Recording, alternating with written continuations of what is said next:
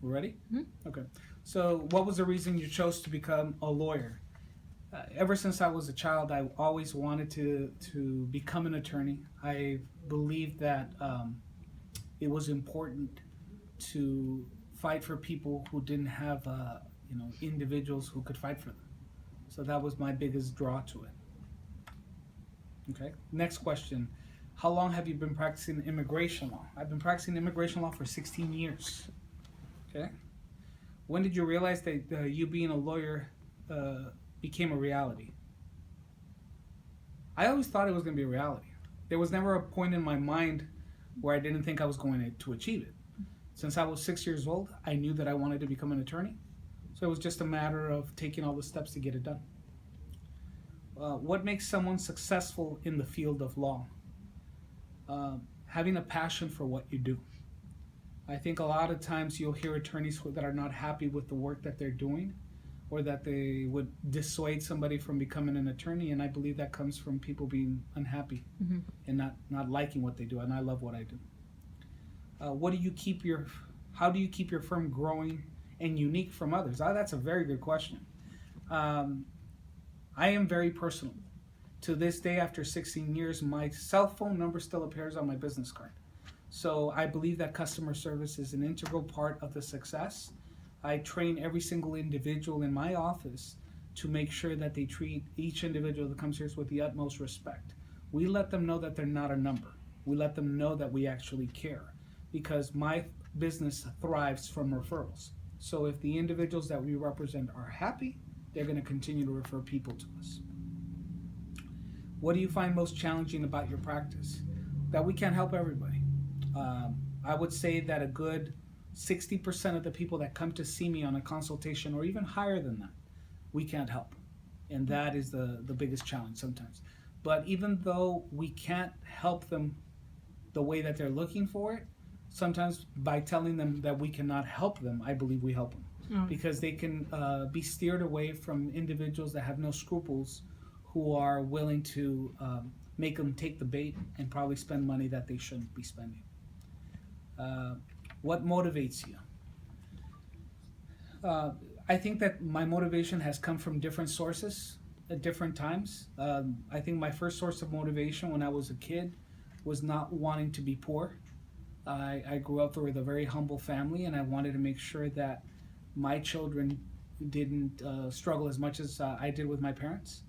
Um, Now, as an adult, I think what motivates me is being able to provide for my kids and give them an opportunity to continue to be successful. So they're my biggest motivation right now. How much preparation on files for trials do you do? From the moment the person hires us, it becomes we start working on the files. We as attorneys have to be prepared from day one to make sure that the cases that we're prepared for trial, because that gives us leverage. If we show the district attorney or the city attorney that we're not afraid to go to trial and that we just want the proper resolution, we tend to get the most out of it. So from day one, we start preparation from the very first hearing.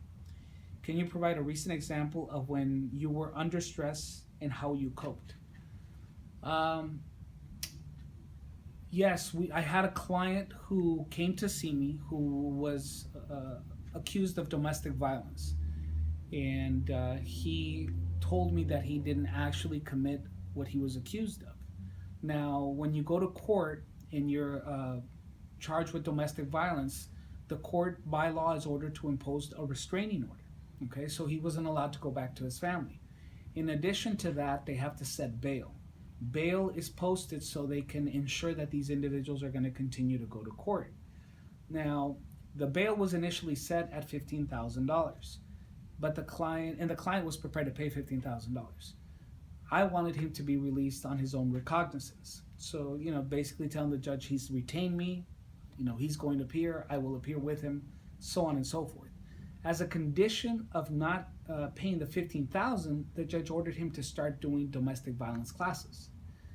The client agreed initially, signed up for the classes, but when he realized how much they were going to cost, which was over $7,000, he got upset and he did not want to do the classes anymore. Now, the only way you can change a bail after it's been set is if there's a change in conditions. And the judge did not want to change it because he said there was no change in conditions, and he had basically agreed to do the domestic violence classes. So I had to get a little bit creative on there, and if an individual did not comply with those classes, then the judge could order him arrested. And then you're still entitled to reasonable bail under the Eighth Amendment of the Constitution. So we told the judge, yes, he registered, but he didn't go to the classes he ordered. So the judge had no choice but to, quote unquote, order him arrested, and the judge had to set bail. So I was able to get what I wanted just by circumventing or navigating the laws as they stood. Okay. What advice would you give someone who wants to become an immigration lawyer? You really have to be passionate about it. It's a difficult field because it's always changing, and if your passion is to help individuals, then this is the right field for you. If that's not the reason you want to do this, then you probably should look at another area of law.